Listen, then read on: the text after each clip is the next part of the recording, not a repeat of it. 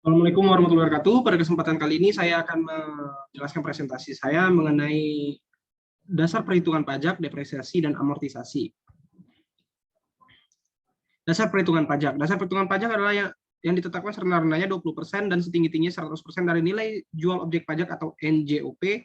Besarnya presentasi ditetapkan dengan peraturan pemerintah dengan memperhatikan kondisi ekonomi nasional. Pada dasarnya penetapan nilai jual objek pajak atau NJOP adalah 3 tahun sekali. Namun demikian, untuk daerah tertentu yang karena perkembangan pembangunan mengakibatkan kenaikan NJOP cukup besar, maka penetapan nilai jual ditetapkan setahun sekali. Dalam menetapkan nilai jual, Kepala Kantor Wilayah Direktorat Jenderal Pajak atas nama Menteri Keuangan dengan mempertimbangkan pendapat gubernur atau bupati atau wali kota pemerintah daerah setempat serta memperhatikan asas self assessment yang dimaksud assessment value adalah nilai jual yang dipergunakan sebagai dasar perhitungan pajak, yaitu suatu persentase tertentu dari nilai jual sebenarnya.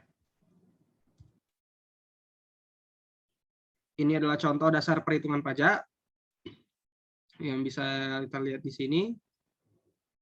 Nah, untuk perekonomian sekarang ini terutama untuk tidak terlalu membebani wajib pajak di daerah pedesaan, tetapi dengan tetap memperhatikan penerimaan khususnya bagi pemerintah daerah, maka telah ditetapkan besarnya persentase untuk menentukan besarnya NJKP, yaitu sebesar 40% dari NJOP untuk objek pajak perkebunan, objek pajak kehutanan, objek pajak lainnya, yang wajib pajaknya perorangan dengan NJOP atas bumi dan bangunan sama atau lebih besar dari 1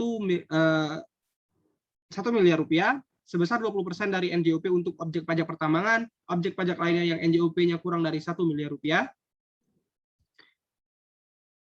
Kemudian tentang penghasilan tidak kena pajak atau PTKP. PTKP merupakan pengurangan penghasilan itu karyawan untuk menentukan berapa besarnya penghasilan kena pajak atau PKP karyawan tersebut. Oleh karena itu, PTKP merupakan bagian tak terpisahkan dari pajak penghasilan orang pribadi.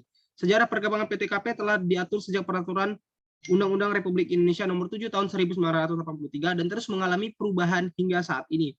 Tentu ini menyesuaikan pula dengan keadaan ekonomi di Indonesia yang terus berkembang. Pada tanggal 22 Juni 2016, pemerintah Indonesia menerbitkan Peraturan Menteri Keuangan Republik Indonesia Nomor 101/PMK 010/2016 tentang penyesuaian besarnya penghasilan tidak kena pajak. Peraturan Menteri Keuangan Republik Indonesia Nomor 101/PMK 010/2016 mulai diberlakukan pada tanggal 22 Juni 2016 dan berlaku surut sejak awal Januari 2016.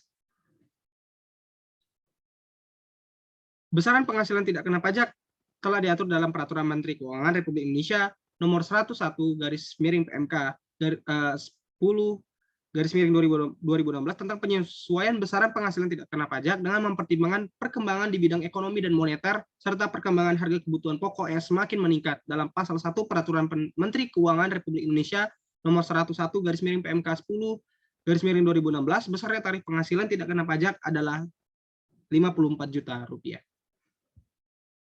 Depresiasi adalah mengalokasikan harga perolehan aktiva tetap menjadi beban ke dalam periode akuntansi yang menikmati manfaat dari aktiva tetap tersebut.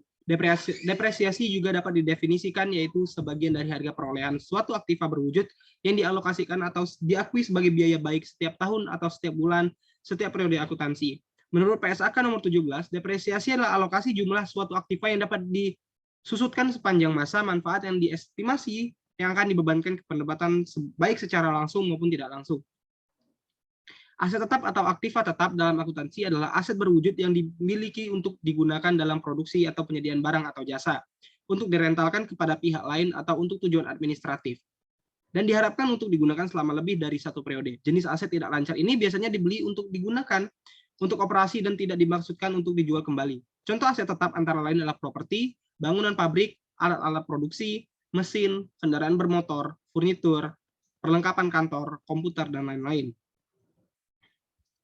Amortisasi. Pada Undang-Undang Pajak Penghasilan menggunakan istilah harta tak berwujud tidak dengan aset tetapi mempunyai pengertian yang sama dengan aset dalam SAK. Seperti yang telah dilakukan pada aset tetap berwujud. Nilai aset tetap tak berwujud harus juga dilakukan penyusutan yang disebut juga dengan amortisasi.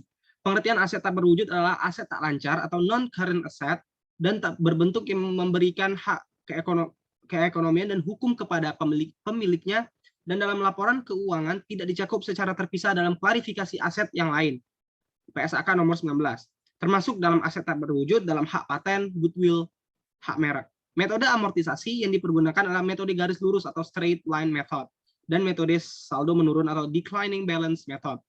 Wajib pajak diperkenakan untuk memilih salah satu metode untuk melakukan amortisasi. Terima kasih, demikian presentasi PowerPoint dari saya pada kali ini. Maaf apabila ada salah kata. Wabillahi taufiq wal hidayah. Wassalamualaikum warahmatullahi wabarakatuh.